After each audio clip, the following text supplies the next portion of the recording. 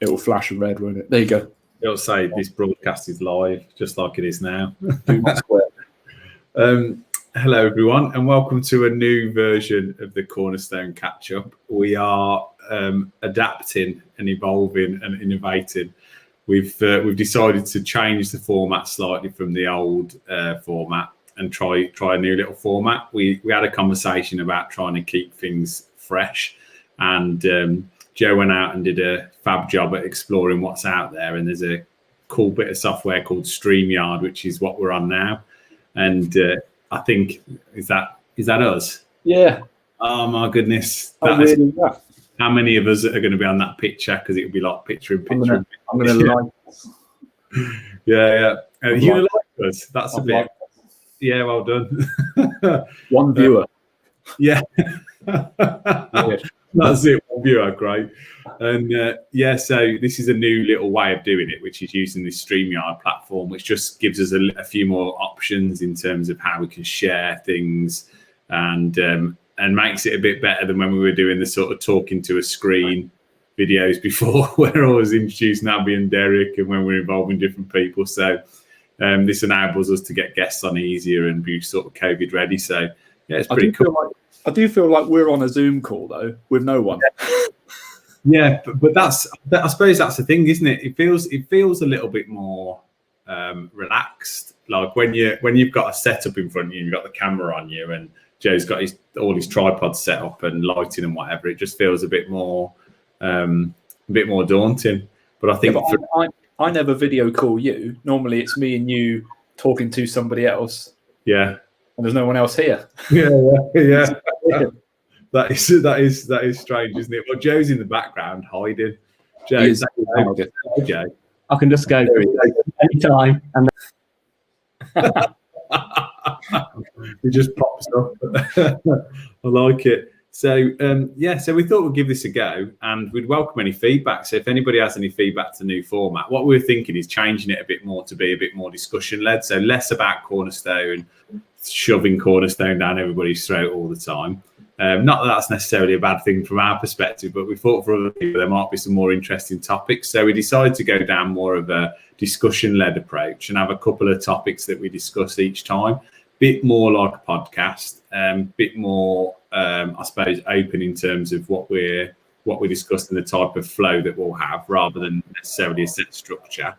And so let's give it a go and see how it goes. So starting off then, the first one was just a bit of a general. Oh, that's cool. What's that? I know. It's like the BBC News banner, isn't it? I was so impressed with that. How has lockdown 2.0 affected us? Well, go, Dean. How has it affected you? Personally? Mm-hmm.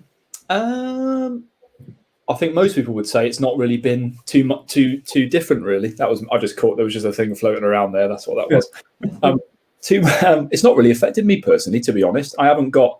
I didn't have kids at school age anyway, so that was never a consideration for me previously. We've obviously made adjustments to the office where we can keep it open, but obviously socially distance and maintain capacity. So we've been able to get in there a few days a week. We haven't really been driving or meeting anybody for months anyway. So what's new there? That's going to be a new way of the world anyway. I'll be surprised if come January, February, everybody's back in their cars meeting each other again. I don't think we will see those days again anyway. So personally on my side, nothing. We've started having the shopping delivered instead of going click and collect. The guy arrived yesterday with the trays, and it was like a rush to get the food in before the heating got out the front door. So that was a bit of a faff. But honestly, other than that, the gym's shut. That's a bit of a bummer. Yeah. So I've got some equipment that I nicked from the gym and put down in the kitchen that I've been trying to use, but for whatever reason, not as easy as once you're in the car, you're there. But even though it's downstairs, it's still a bit of an effort for whatever reason to. So I'll do like 20 push-ups while something's in the microwave, but it ain't really right. So no, I don't feel too affected by it. It doesn't really feel like a proper lockdown to me. It just feels like we're a bit of continuation of the same, and no shopping, which is good for the pocket and the wallet. So that's not a problem. Yeah, I think if I was to look at one positive of all these lockdowns, it's been the lack of shopping. Not that I ever went, but like shopping was my least favourite thing to do anyway. So like from a shopping point of view, it's like, oh wow, great, I haven't got to go out anywhere. I think I think more generally for me, I've found this lockdown a lot better than the last lockdown. And I think that's annoyed a few people actually. Like they've not been like, Gavin, you're doing a heading, but more from a point of view of when I've sort of said, I feel loads better this time. People have bounced back and said, you've got to consider all the people that are having a hard time. And it's not taking away anything from those people. But I think it's just been, for me, why it's been better is it's been a time period. And in my head, it's November. So it's like November, which is always just the run up to Christmas anyway. So it's just, all we've got to do is just get through these 4 weeks. So I think even if they'd sort of gone and say, actually, we're going to extend it by another couple of weeks, that's been clearer. And also it feels like there's a lot more sort of clarity of information out there in terms of like it was more specific right from the start of these are the rules, this is how it works, and can and can't do. And I always respond better if there's clarity. So it's clear message, why we're doing it, what we've got to do, how to not break the rules, and then get on with it. So that, I think that certainty's been, and so and I probably set myself little targets like by the end of this I'm going to be that. So it felt more manageable, I suppose, for me. So I think so one of the elements that Joe's put on there is about how does the changes on the 2nd of December affect us much? I think it depends on, I was messaging some guys this morning, I think it depends on the tier status. So I'm pretty sure Birmingham Wide will go into that tier 3 or that high level tier.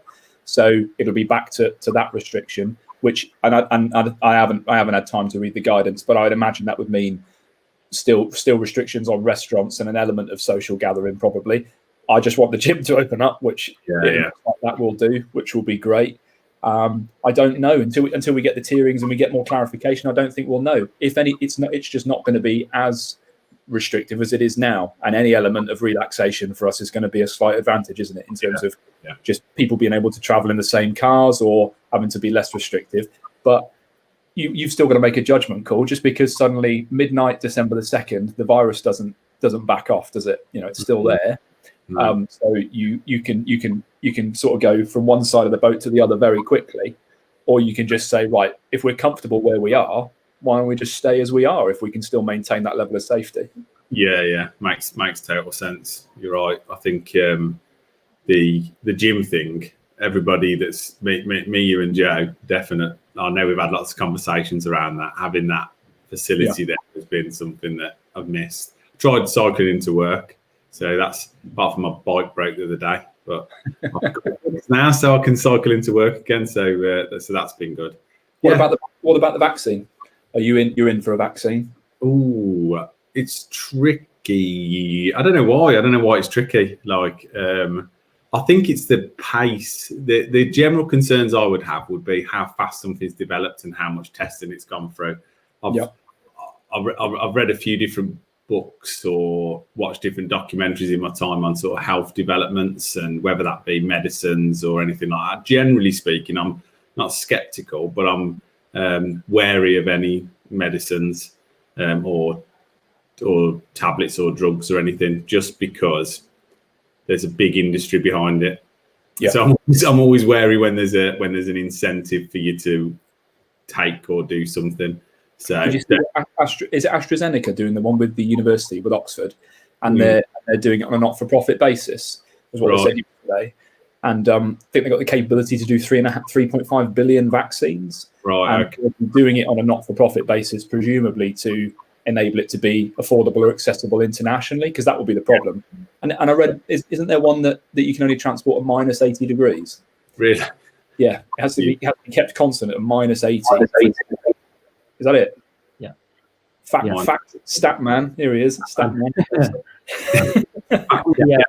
I'm thinking about the speed of a vaccine, though. Like you said, the kind of counter to that is it usually takes, they say, like a couple of years to develop something, don't they? But this has been the eyes of the world. So like every scientist, this has been what they have been on since the start of this year. So that's why it seems quite quick. But if there's everyone and every expert thinking, let's go for this, the amount's been thrown, that's probably why it's been quicker. So I'm quite skeptical for you. I mean, I don't think like us three, for example, we're not going to be offered it till way down the line anyway, because we're like younger, stay healthy and very, very low risk anyway. But for the ones that can have it, I think if it's there and it's proved to be safe, I shouldn't see why. Yeah. Why we shouldn't if it's given. So yeah. Okay. Fact number one. I'm off now. Yeah, number one. I think that's interesting. Is for the risk profile. If you're very at risk and you're elderly, which is where they're going to focus the vaccine on. What if you think it? I suppose being really frank about it. If you're 90 and you're worried about the long term impact, what have you got to lose? Yeah, like if it's between I can go out and live my life and enjoy it, or I can lock myself away, versus in 5 years' time I might develop this side effect or whatever. I'm gonna take the vaccine. Yeah, definitely. Yeah, there you go. Yeah, there you go. So it's probably leads quite nicely into the first topic that we're going to discuss. One that's really front and center of our minds at the minute, and that's around innovation and innovation at Cornerstone, I suppose, more specifically, but just generally our thoughts on innovation. It's one of our key values. So if you head along to the website, www.cornerstonepartnership.co.uk, see that, Joe? Website plug. Then you'll see on there it's got our values and a little bit of the detail around them. And a really important one to us is innovation, because we feel as though, and we might get challenged on this, but we feel as though our whole model is around innovation. It's about taking quite simple concepts and thinking about them slightly differently. It's not about reinventing something or a brand new way of thinking about something. It's more about just gradual changes to make something work. And that's what we're trying to do, bring together that public sector and the private sector to make housing accessible to whether that be from a homelessness point of view, whether it be from a charity point of view. So innovation is really important to us. I think it's more, and it's difficult in housing sometimes because it's such a traditional type industry or a traditional asset to think that it can be technologically innovative, but it isn't. We don't necessarily see it that way. Sometimes for us, it's more in just the approach to tasks as well. And so looking at the way we do things and just having that interest in trying to make things a little bit better. So it's not about coming up with a brand new app system or a brand new, audio visual type technology thing. There are elements of that, but predominantly it's a value that you're either a person that looks for positive change and looks for ways to make things better, or you're not. And it's something that we try to cultivate, really, don't we? As I saw Joe, I think when I joined on, Joe had his little thing up whizzing around, the virtual loom thing. Can you get that up? Yeah. I mean, we can. Yeah. So do you want to just introduce kind of what it is that we've done and who Virtually are, and obviously that's an example of how we've something quite simple that's kind of changed how we approach things. Yeah, definitely. So it's not a brand new technology, but it's not technology that I've seen within my network or within our property networks at all. You'll see it typically you'll see it in luxury real estate or new end developments when they're trying to give you that perspective. I've seen it a little bit on auctions. So when they've been trying to facilitate auction viewings during lockdown, they've had this, what is basically, you might have heard of a Metaport camera. So it's a 360-degree camera that can go through a property and it can basically record in quite high definition detail, all the interior aspects of a property, and you can point and navigate around a bit like Google Street View. And so we had a large building for St Basil's, which was 20 units. I think it's 13 flats and 7 rooms. And the building had been done, just finished to a really, really high standard. And obviously it's important that we maintain a schedule of condition. But equally, from a repairs and maintenance perspective, we wanted to be able to get access to the property virtually and almost direct somebody to a stopcock or a plug socket or a fire alarm or whatever without having to make the physical effort to go over there. So in the event of a lockdown where we couldn't get to the building, how could we still get viewings inside, essentially? And so we found these guys online. I was just looking for some options, and they came up Virtualoom and did a fantastic job. I think you got an example of a different house, Joe, haven't you, that we can show? Yes, this is a Coventry property that we did, Meadowcroft. So we got a short clip. We shared it on socials last week. To show you, but we can share videos as well. So I'll put it on now. Yeah, that'd be cool. So I guess I can just talk over this, but this will come up at some point, I imagine. This would be seen. Oh, look at this. Here we are in the kitchen. There's the fridge. This is weird.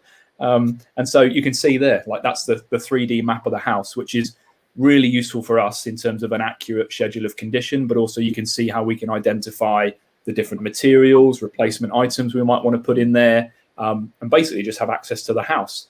Good for the landlord, good for us, good for the charity or the client that's in there. So not expensive. We've got to do an inventory anyway. So it's a trade-off of your original inventory, and those in property will know that a paper-based list system is as good as the information you get, and normally leads to some sort of confrontation at the end around a definition of understanding or standards, etc.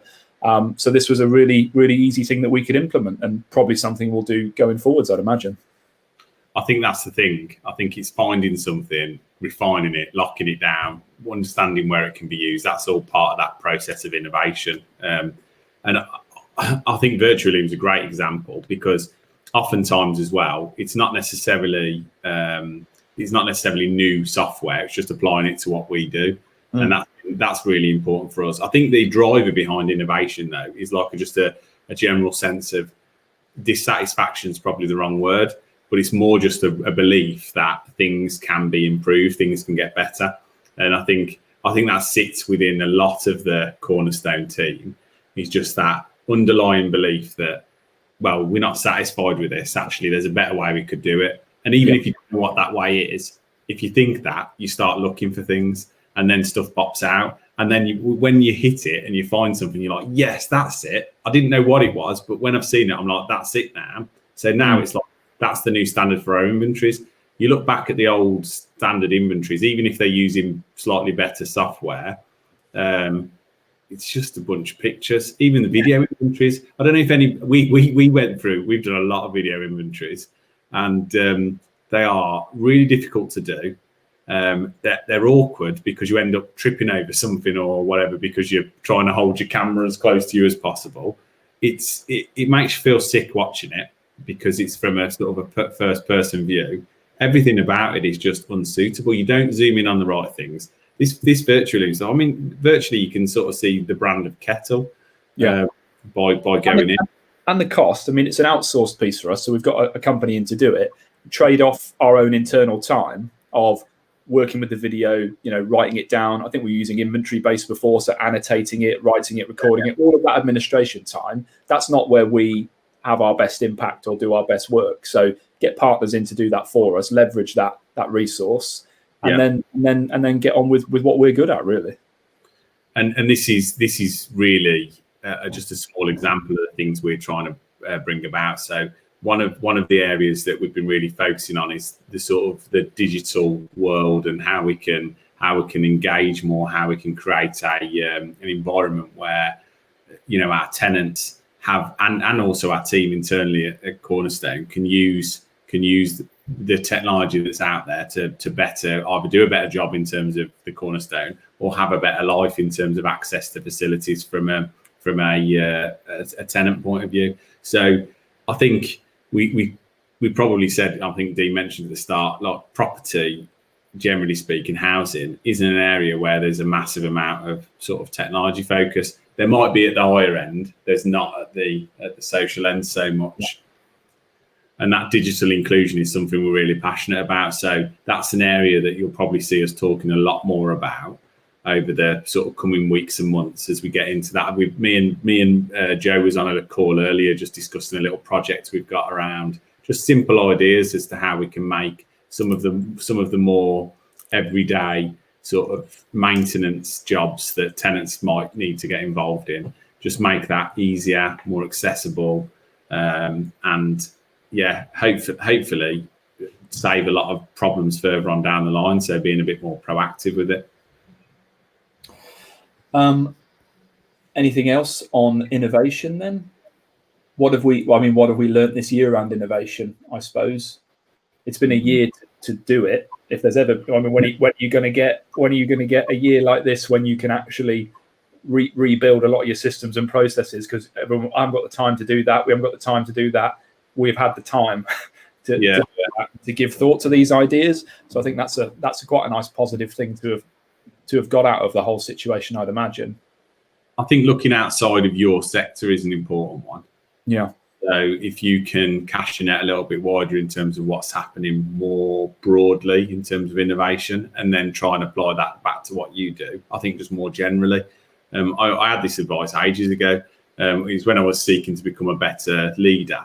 And, my coach at the time said to me, well, if you're focusing on what you know and the sectors that you understand, that's one way. But what about if you look a bit broader?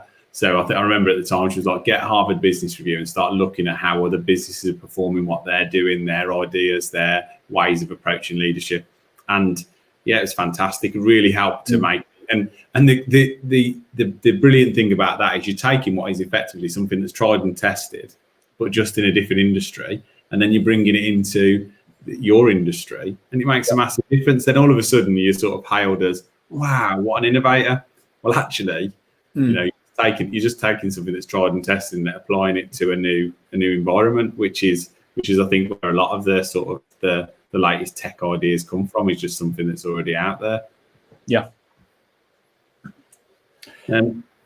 Anything to add on innovation, Joe? This is pretty innovative. Yeah. And social media, absolutely. I mean, that's interesting, isn't it? Social media and innovation is it's because of the landscape of the different platforms, everything's always changing. So what you can do, what you can't do, what works well with algorithms, what doesn't, you have to be continually adapting, I suppose. That's it. Yeah, it forces you to be innovative every single day, really. And when you're doing it for a business, you've got to carefully select which bits of that are most appropriate to the people that you work for, or the kind of realm that you're in, really. So you can't take all the tips and tricks or the new features and just plonk it on no matter where you're working, because some won't be relevant for you. So there's innovation, but it's got to be the right kind of innovation, the right kind of choices still to use that kind of creativity. So yeah. So yeah, lots of other social media kind of places and people use software like this, and we thought it was suitable for us and implement it over. So that's the way to do it, really. So another one then is one that we're particularly passionate about at Cornerstone, but then, me and Dean have had lots of conversations and probably discuss on a daily basis, actually, and that's the our environmental impact, both personally and professionally. So I suppose the recent folks have come about from the David Attenborough documentary, and that's drove a lot of change for you, hasn't it, Dean? Yeah. I just thought it was really good. A biopic, is that the right word?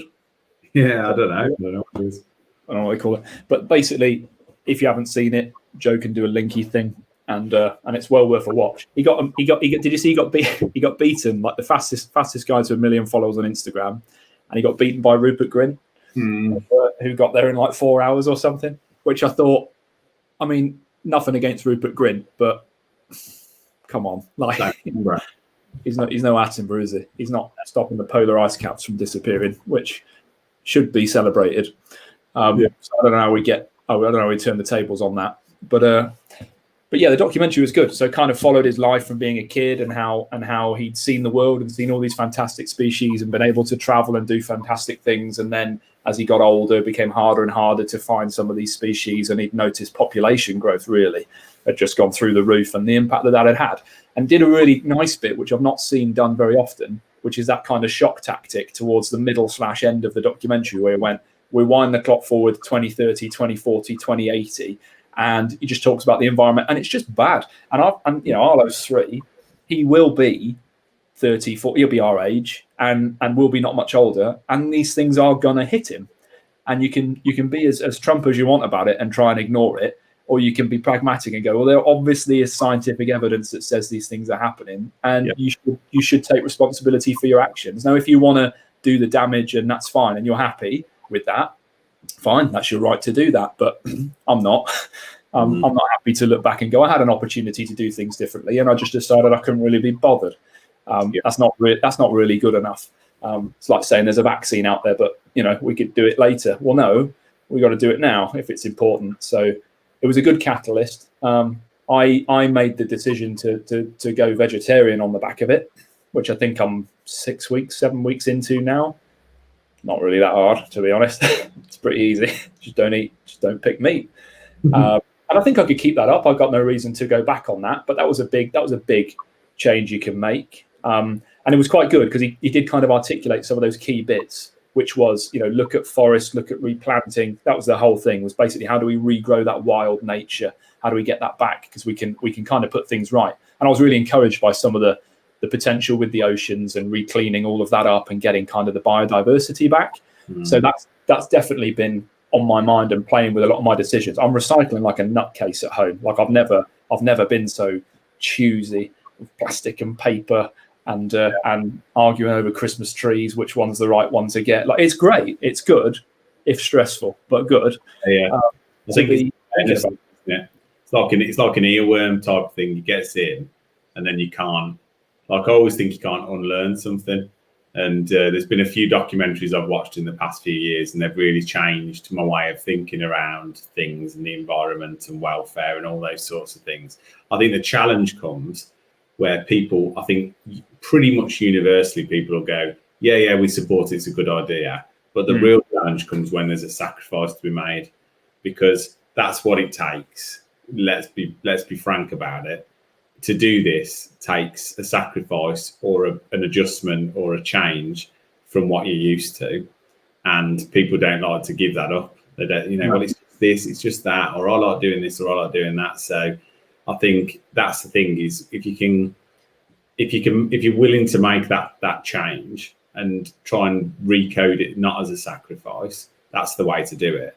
But what I like about it is it drives your thinking, like it makes your brain work all the time. I was thinking this morning about coffee. I was making a coffee and it was like coffee granules. And I was like, should I be getting beans?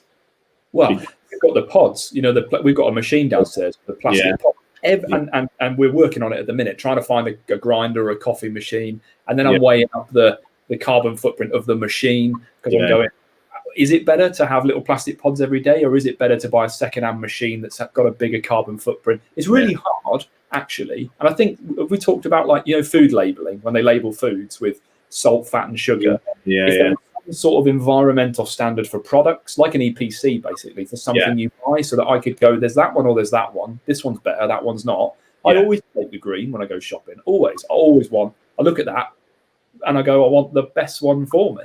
There's a big deficit in terms of education, isn't there? Like I wish there was a green guide out there, as this is the most green way to live your life. And of course, there's some really simple things you can do. The big hitting things like reducing air travel, as we found out the other day, not having too many kids. They're the drastic ones. Going vegan, or eating less meat or vegetarian or whatever it might be. Thinking about your footprint in terms of travel. So you can do the big hit things, the pathway for those things. But when you get a bit more granular, it is really difficult. On those pod things, I've seen like little metal insert ones you can get.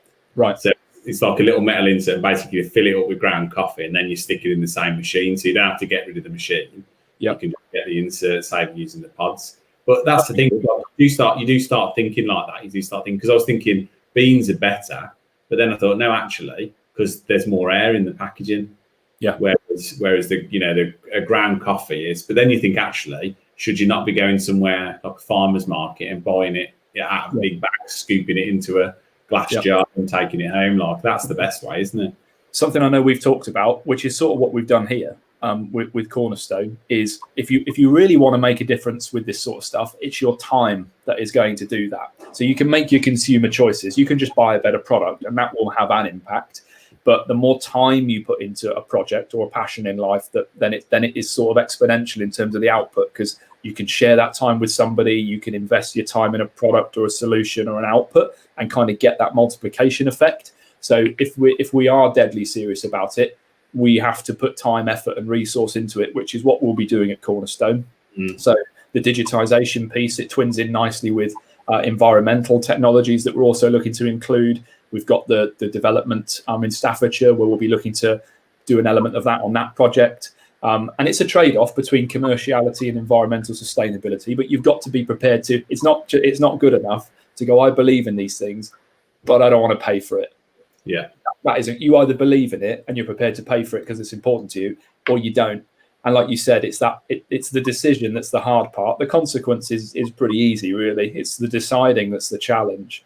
But I know we'll do something there, and I'm quite excited at the minute about where the opportunities are to spend more of our time and effort to make a bigger impact there, because it's a great USP for us, and it's something that we should, as business owners, everybody should be measuring and being monitored and conscious of their carbon footprint. Yeah, that's one of the things I think we want to try and baseline where our carbon footprint is. And I suppose, naturally being in housing is probably quite high. But if you don't know what the figure is, then you can't measure your reduction. And that's what will really drive us as a team, is thinking about what are we doing. Like, intrinsically that, us using electric pool cars and, having electric vehicles ourselves is a better version than having petrol or diesel cars. But like, if anybody out there has more information that they want to share with us, put links into things, we're really open to that, and we're happy to share our sort of initiatives as they develop with anybody else as well, because there's no point sort of wrapping this up tightly and not sharing, particularly where there's things we can do which are both beneficial in terms of the environmental impact, but also beneficial to your business. Yeah. So, as an example, electric vehicles for us are a real good example of that, where you get benefits as a business for having electric vehicles, and also it's the right thing to do for the environment. So those initiatives are ones that all business owners should be thinking about, as well as individuals. Just thinking about what's the things I can do that actually aren't going to affect me massively, but will make a big difference to the environment. So I'd have a look. Maybe another thing that I'd probably recommend is something that we did recently, which was useful, is go onto the WWF website, the World Wildlife Fund, not the World Wrestling Federation.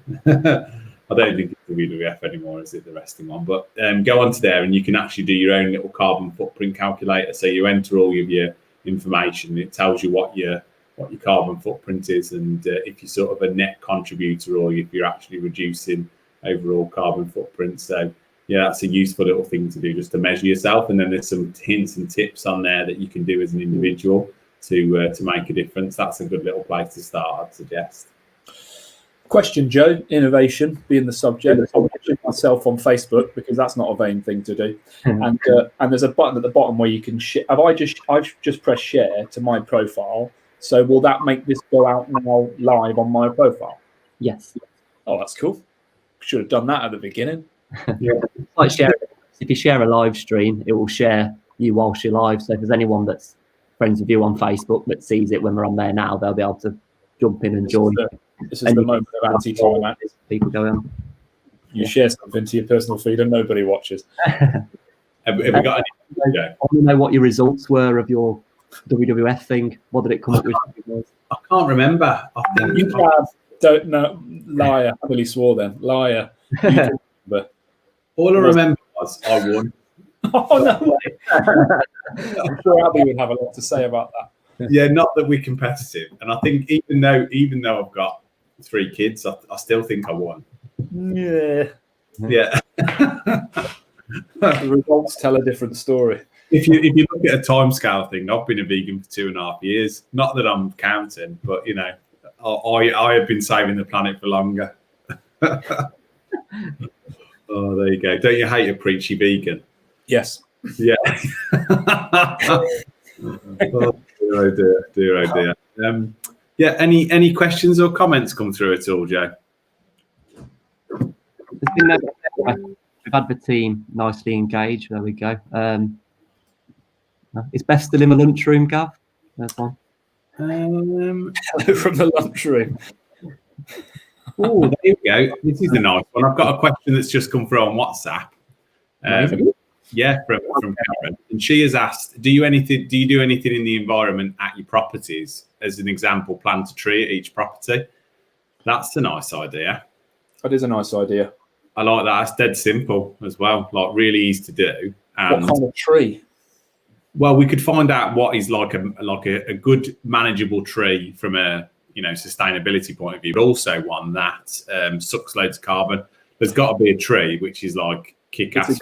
It's a great responsibility piece as well, isn't it? So a family moves in.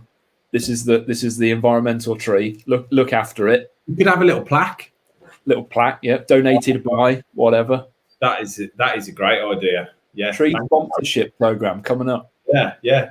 Courtesy of Karen. It's the Karen tree planting. Yeah, but joking aside, we sort of spoke about that. We spoke about having like even just a little patch of land. Sometimes you can go to auction and you can get a land, like a little landlocked piece of land that's not good for a development. You can pick them up cheap because you can't do anything with it. But you do that in a country where you can get the most amount of land, because ultimately, what's the objective of that activity? It's to get as many trees done as possible. So you want as much land as possible for the amount of money that you've got.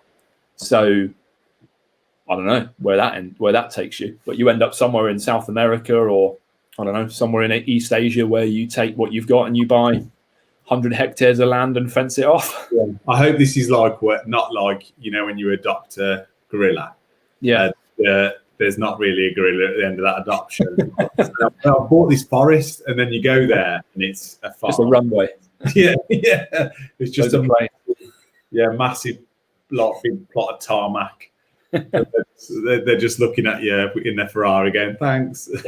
I'm sure there'll be initiatives like that coming up, like pensions and stuff that you can invest in. That's one, pensions, where your pension is invested, because I saw this on there's a website called I think it's Pensions with Purpose or Pensions for Purpose. Might have mentioned it on a previous catch up, and it's around the biggest pots of money in the world are pension funds. So they sway investment decisions more than anything else.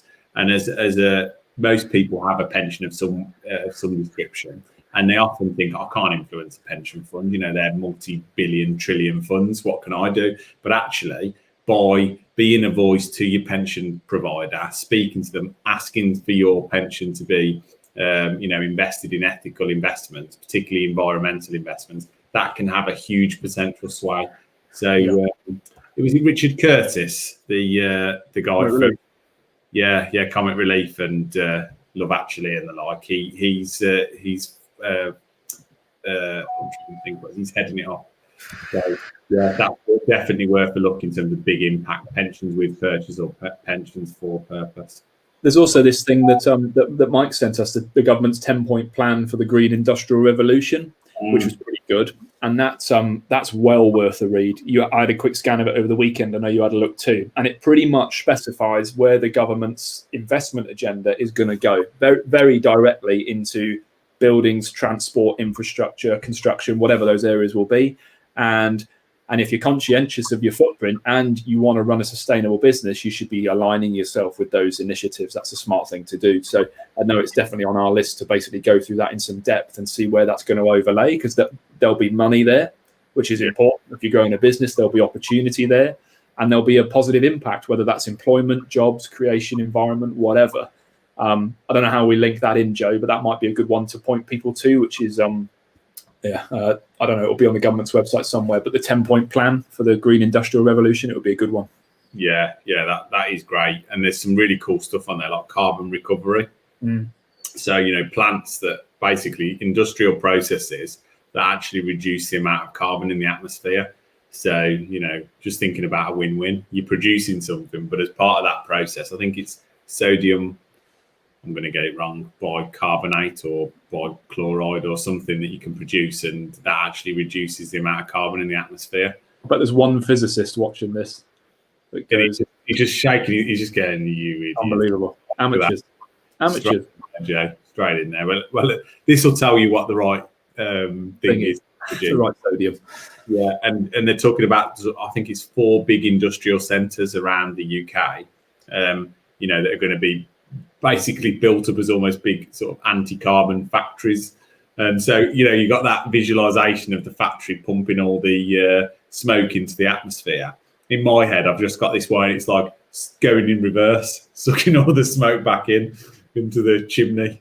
I like this. They've always had some marketing. They've got this 0.6, the Jet Zero Council. That's cool. That is cool. Who came up with that? Let's go Jet Zero.